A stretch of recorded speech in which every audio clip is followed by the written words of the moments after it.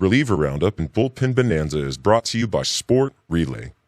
Honest, unbiased, and apolitical. Sport Relay, your connection to the diamond. And by A Complete History of the Major League Baseball Playoffs, Volumes 1 and 2, by Evan Thompson. Relive the glory. A Complete History of the Major League Baseball Playoffs. This week on Reliever Roundup and Bullpen Bonanza. The Mets think they have found the culprit. Lots of position pitchers. Injury updates. The latest update of the Drew Pomeranz Ticker. And Week 21 team and individual power rankings. Don't go away. Reliever Roundup and Bullpen Bonanza begins now.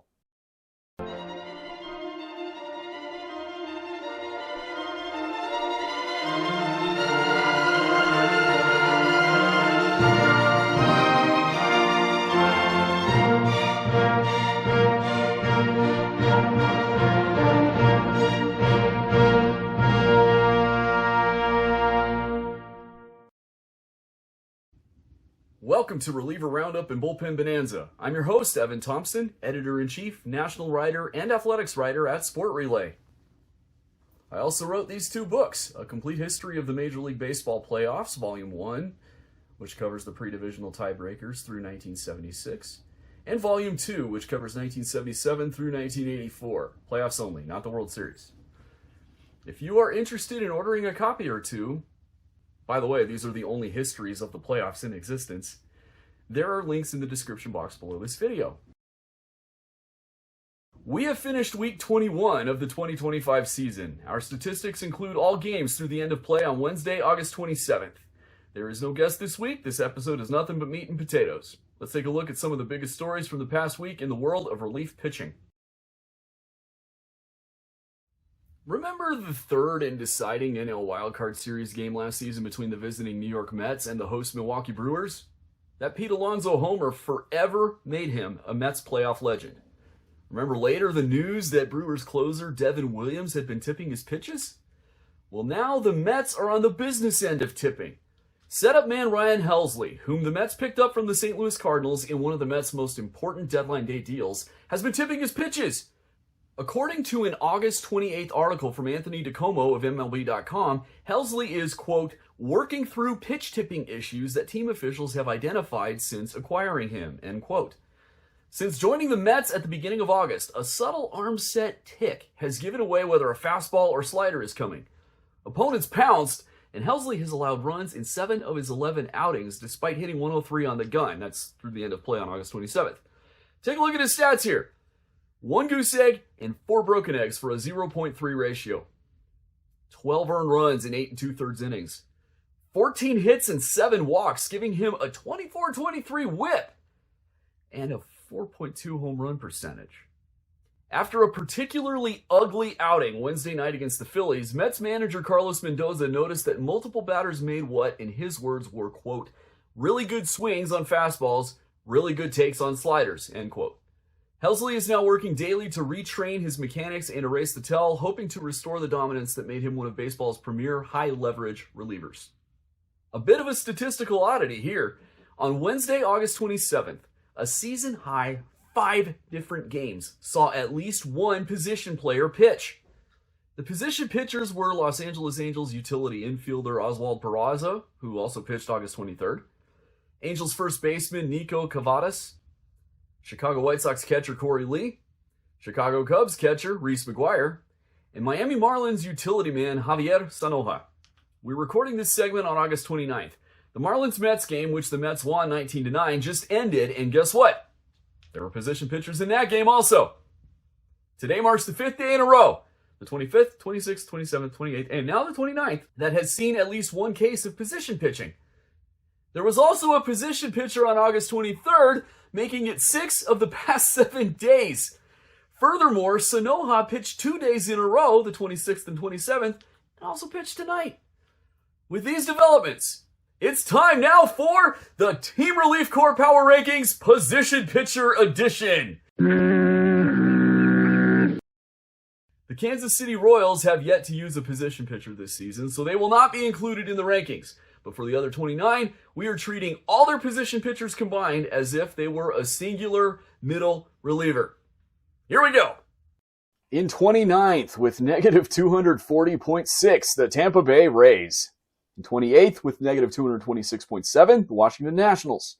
In 27th with negative 159.3, the New York Yankees. In 26th with negative 127.1, the San Diego Padres. In 25th with negative 106.9, the Baltimore Orioles. In 24th with negative 102.0, the Minnesota Twins. In 23rd with negative 87.7, the Los Angeles Dodgers. By the way, they have had the most position player appearances. As of Wednesday, August 27th, they had 10. In 22nd with negative 85.5, the Colorado Rockies. In 21st with negative 73.5, the New York Mets. 20th with negative 72.0, the Chicago Cubs. 19th with negative 70.1, the Miami Marlins. In 18th with negative 67.6, the Boston Red Sox. In 17th with negative 65.0, the Athletics. 16th with negative 55.4, the Pittsburgh Pirates. 15th with negative 49.6, the Cleveland Guardians. In 14th with negative 42.7, the Los Angeles Angels. In 13th with negative 42.1, the Chicago White Sox. In 12th with negative 40.9, the Seattle Mariners. In 11th with negative 39.4, the Houston Astros. In 10th with negative 37.7, the Cincinnati Reds. In 9th with negative 31.7, the Toronto Blue Jays. In 8th with negative 29.8, the San Francisco Giants. In 7th with negative 27.4, the Arizona Diamondbacks. In 6th with negative 23.6, the Texas Rangers. In 5th with negative 11.0, the Milwaukee Brewers. In 4th with negative 0.4, the Detroit Tigers. The last three are all positive. In 3rd with 16.8, the Atlanta Braves. In 2nd with 27.1, the Philadelphia Phillies. And in 1st with 35.5, the St. Louis Cardinals. Now, just have fun with these. These are for fun. This was done all in good humor, tongue-in-cheek. I know that some of these are only one appearance. I know that some of them are only one inning. So what? That's part of the fun. On now to some injury updates. The Astros placed left-handed middleman Bennett Sousa on the injured list on August 22nd, retroactive to August 20th, with a low-grade strain of his left elbow flexor and pronator. He first felt it August 20th. Sousa has been shut down from throwing for at least 2 weeks, with a reevaluation set for early September. Left-handed middleman Aaron Bummer landed on the Braves injured list on August 24th due to left shoulder inflammation. He felt soreness while tossing 1 1/3 scoreless innings August 23rd against the Mets after a 6-day layoff. His return date is still to be determined. Right-handed Cubs middleman Ryan Brazier went on the injured list on August 22nd with a left groin strain, his second time this season for that specific injury. The other time was back in March. He pitched on August 21st against the Angels before the injury became apparent. Manager Craig Counsell said Friday that he is scheduled to toss live batting practice on September 2nd, which is this coming Tuesday. Righty setup man Graham Ashcraft of the Reds was placed on the injured list on August 27th, retroactive to August 25th, with a strain in the distal part of his right forearm near the wrist. He last pitched on August 24th in Arizona, working a 1-2-3 7th inning with 1 strikeout, but reported soreness the next day. Imaging, fortunately, showed no structural elbow damage, and he's targeting a minimum stay, which would put him back around September 9th. Dodgers lefty setup man Alex Vesia hit the injured list on August 26th, retroactive to August 23rd, with a mild right oblique strain. The tightness first appeared while playing catch after his August 21st outing, rather than on a specific pitch. The team expects him back as soon as September 7th. The Brewers placed closer Trevor McGill on the injured list on August 27th, retroactive to August 25th, with a grade 1 strain of his right elbow flexor. He last pitched on August 24th and reported tightness afterward. Milwaukee is framing the move as precautionary with the postseason in mind, and a mid-September return is possible. According to Adam McCalvey of MLB.com, McGill himself said after an MRI that he has had similar flexor strains before, and this one is, quote, nothing too serious, end quote. Right-handed middleman Reed Garrett of the Mets went on the injured list on August 25th, retroactive to August 23rd, with right elbow inflammation. He last pitched on August 22nd against the Braves, allowing 2 earned runs in 1 inning. An MRI ruled out UCL damage, and after a cortisone shot, he could resume throwing within days, making an early to mid-September return realistic. Right-handed Phillies middleman Jordan Romano was sidelined on August 26th with inflammation and numbness in his right middle finger. He noticed the symptoms hours before his August 25th outing against the Mets, in which he allowed 4 runs in 1 inning. Tests are pending. Finally, some devastating news for someone who has had a tremendous season. All-Star Giants closer Randy Rodriguez went on the injured list on August 23rd with a right elbow sprain, and Tommy John surgery has been recommended. He last pitched on August 22nd in Milwaukee, surrendering a walk-off homer to William Contreras in the 9th. Surgery would end his 2025 season and likely sideline him for all of 2026, with a return no earlier than 2027. As always, we here at Reliever Roundup and Bullpen Bonanza wish a speedy and full recovery to everyone we named here and everyone else on the injured list, wherever they may be. Now for some better news, as we have some returns to tell you about. The Red Sox activated right-handed setup man Justin Slayton from the 60-day injured list on August 28, 2025 after a long recovery from right shoulder inflammation that was later traced to a nerve impingement caused by an enlarged transverse process bone in his neck. Slayton had been sidelined since June 1st when he first went on the injured list and was with the team the same night he was activated in Baltimore for the finale of a 4-game set against the Orioles. Right-handed middleman Fernando Cruz rejoined the Yankees on August 26th, coming off the 15-day injured list following a left oblique strain suffered during a pregame medicine ball workout. He had been out since June 29th, his second injured list stint of the season after missing time in May with shoulder inflammation, and debuted that night at Yankee Stadium against the Nationals, facing 5 batters in the 6th inning. For the Rockies, right-handed middleman Helsley was reinstated from the restricted list on August 15th after a week away for personal reasons. He was optioned to AAA Albuquerque upon activation, then recalled to the majors on August 22nd. His first big league appearance since returning came back that same night in Pittsburgh, where he tossed 1 2/3 scoreless innings. The Dodgers welcomed back right-handed middleman Kirby Yates on August 23rd from the 15-day injured list, where he had been since July 29th with lower back pain. He saw action the following night in San Diego, where he pitched a 1-2-3 ninth to close out an 8-2 Dodger victory. One day before Yates returned, on August 22nd, the Dodgers also activated closer Tanner Scott from the 15-day injured list. The left-hander had been out since July 22nd with left elbow inflammation that caused a stinger-like sensation during an outing. He made his return in the 8th inning of the same game as Yates. Now it is time once again for the Drew Pomeranz Ticker. Between August 21st and August 27th, he made 1 appearance on the road, and it was scoreless. This means that, as a reliever, he still has not given up an earned run on the road since July 21st, 2021 at Atlanta. His road scoreless streak has increased to 22 appearances. We will, of course, keep tracking this impressive streak as long as it lasts. Coming up next, the team power rankings. Welcome back to Reliever Roundup and Bullpen Bonanza. It is time for the Team Relief Corps power rankings. Starting with this week, we will use a different opening cutoff date for our stats. With the trade deadline being July 31st, several teams had a host of different personnel in their relief units starting with the games on August 1st, either by trading them away or acquiring new blood.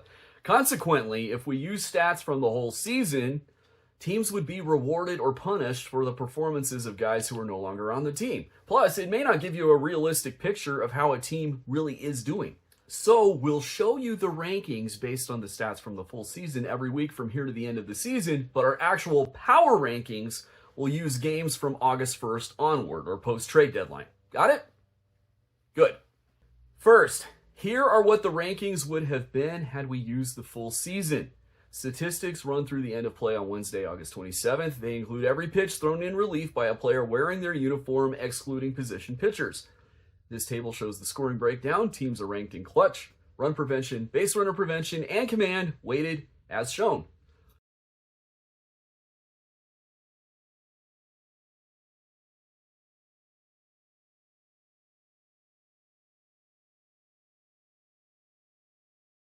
The final score determines the ranking. 0 means right at league average. Positive is better than average. Negative is below average. A score of 100 means the team is 100% better than league average. A score of 50 is 50% better, and so on. AL teams are in red. National League teams are in blue. The first number in parentheses after the team name is their rank within their specific league, and the number after the comma indicates the change in their major league rank since our last episode. I'll let this sit here for a few more seconds so you can take a look, and if you want to look even longer than I leave it here, go ahead and pause the video and then resume it when you're ready to continue with this show. Now for the actual power rankings. They include every pitch thrown in relief by a player wearing their uniform, excluding position pitchers. We're using the same scoring breakdown. However, these statistics run from the beginning of play Friday, August 1st through the end of play on Wednesday, August 27th. Like I said before, they're post-trade deadline. We will start with the number 30 team and work our way to number 1. American League teams will appear in red. National League teams will appear in blue. The first number in parentheses after the team name is their rank within their specific league, but in this set of rankings, the number after the comma is different than what you're used to. For this week only, it will indicate the difference in their major league rank between the full season rankings and these post-trade deadline rankings. Here we go. We open in pray for a blowout win, where the Chicago White Sox are dead last at negative 22.1, and the New York Mets sit just ahead at negative 21.3. In stock up on Tums, the Texas Rangers check in at 28th with negative 16.0, followed by the Toronto Blue Jays at negative 14.2, and by followed by, I mean in 27th. The New York Yankees land at 26th with negative 12.1. The Miami Marlins are 25th with negative 12.0, and the Baltimore Orioles round out the group in 24th with negative 10.9. Lots of work to do features the number 23 Pittsburgh Pirates at negative 8.8, the number 22 St. Louis Cardinals at negative 7.2, and the San Francisco Giants barely ahead of them in 21st with negative 7.1. In slightly below average, the Los Angeles Dodgers come in 20th with negative 4.6, while the 19th place Los Angeles Angels are the first team in positive territory with a score of 3.5. The average tier starts with the number 18 Arizona Diamondbacks at 9.3, the number 17 Washington Nationals at 10.1, the number 16 Philadelphia Phillies at 17.0, and the number 15 Minnesota Twins at 17.7. Slightly above average has the 14th place Tampa Bay Rays at 21.1, the 13th place Houston Astros at 26.69, rounded to 26.7, the 12th place Athletics at 26.73, rounded to 26.7, and the 11th place San Diego Padres at 27.0. On to the good, where the 10th place Cleveland Guardians post a 28.0, the 9th place Seattle Mariners a 28.8, and the 8th place Cincinnati Reds a 29.4. In the very good, the number 7 Chicago Cubs hold 32.6, and the number 6 Boston Red Sox check in at 35.4. Better take an early lead has the 5th place Kansas City Royals at 46.3, and the 4th place Milwaukee Brewers at 47.7. From there, we hit the rarefied air of the outliers. The 3rd place Colorado Rockies on a Rocky Mountain high, John Denver, at 103.0, and the Detroit Tigers at 113.4. And finally, in a category all of their own, the extreme outlier, and I do mean extreme, the Atlanta Braves with a staggering 249.3. More than doubling the next closest pen in overall score.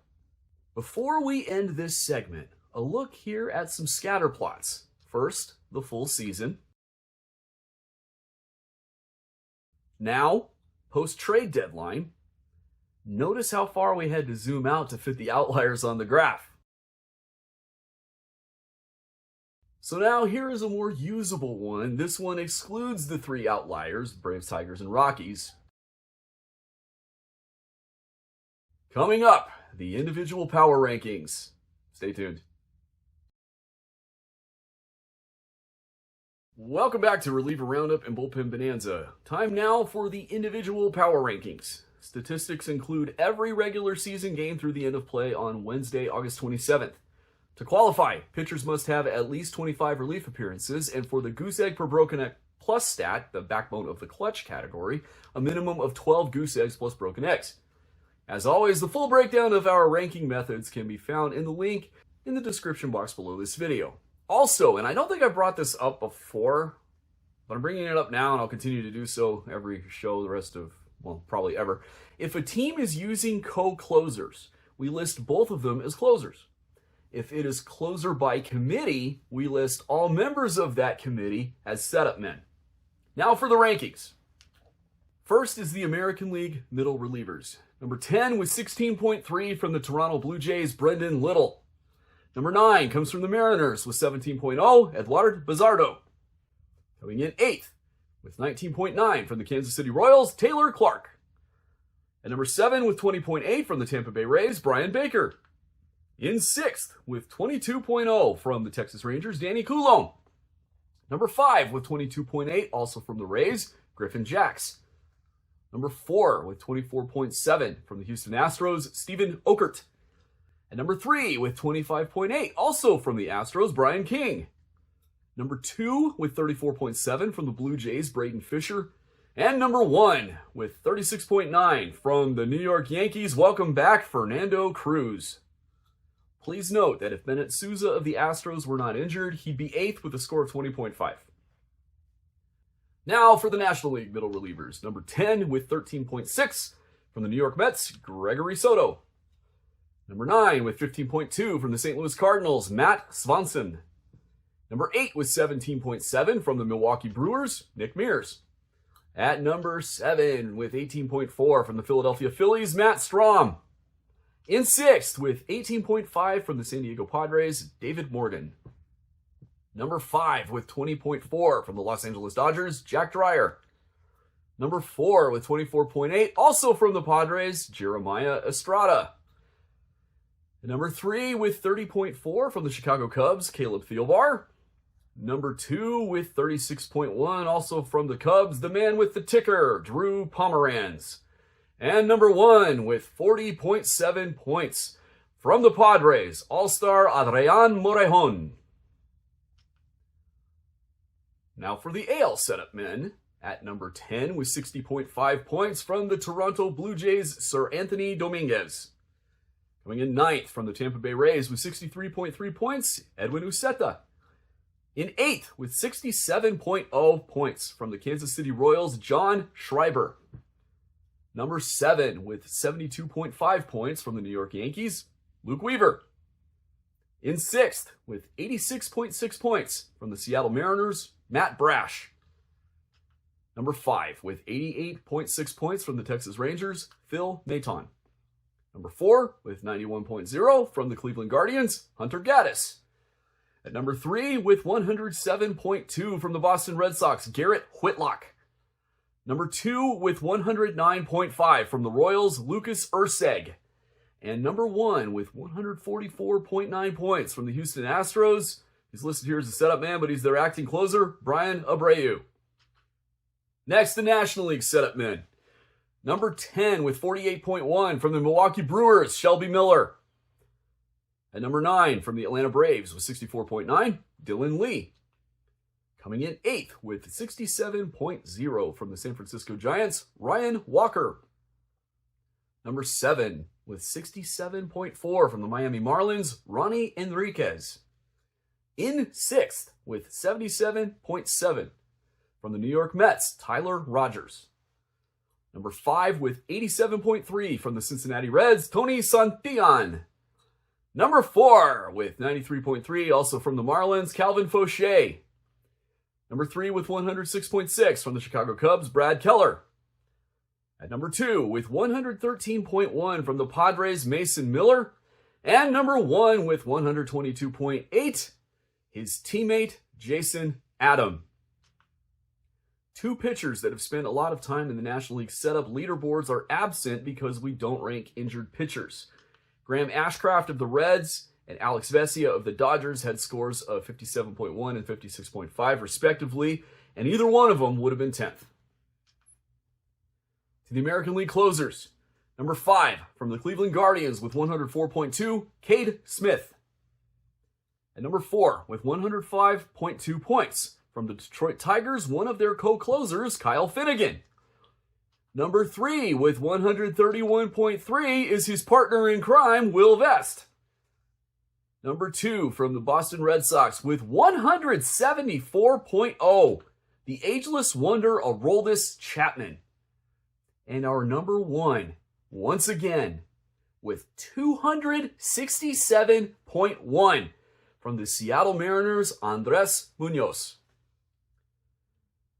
As a side note, injured Astros closer Josh Hader scored 185.5, so if he were ranked, he would have been second. And finally, the National League closers.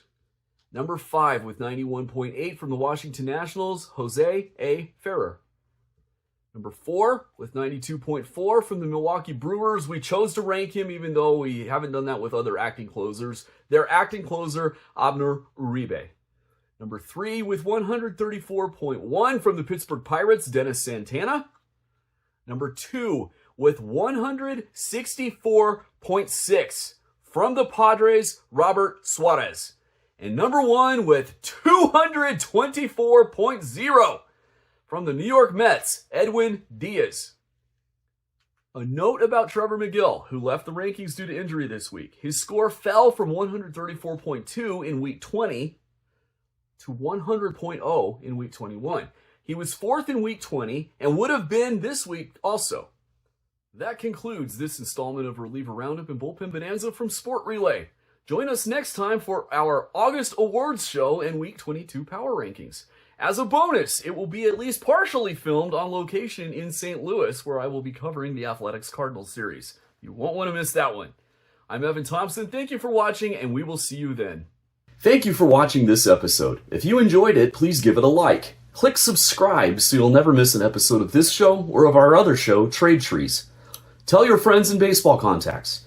If you haven't done so yet, consider buying my books, A Complete History of the Major League Baseball Playoffs, Volume 1 and Volume 2. There are links in the description box below this video. And finally, bookmark and regularly visit sportrelay.com. Until next time, this is Evan Thompson saying so long for now.